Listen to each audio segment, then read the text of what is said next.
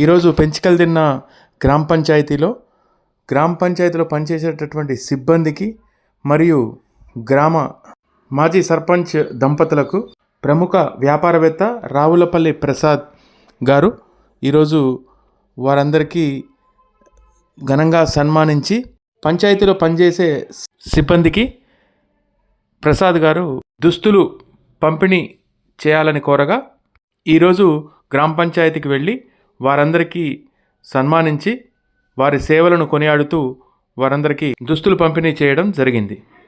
ఈ సందర్భంగా ప్రసాద్ గారు మా పెంచికల్దిన్న గ్రామంపై చూపిస్తున్న అభిమానాన్ని వారికి వివరించడం జరిగింది.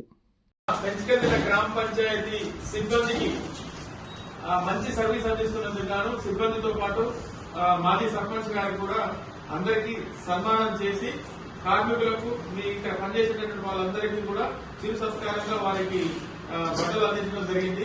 వారికి వారి ప్రతినిధులుగా మేము వచ్చాము. వారికి ప్రత్యేక కృతజ్ఞతలు. మన ఊరు అంటే చాలా ఇష్టం తనకి.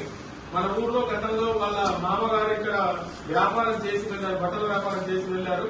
అదనే కాకుండా మామూలుగా పెంచుకెళ్తుంది అంటే ప్రత్యేక అభిమానం. వ్యాపార రీత్యా కూడా చాలా సంవత్సరాలు ఇక్కడ ఉంది. నేరేడులకు దగ్గర ₹1,00,00,000 సర్వీస్ చేసినారు.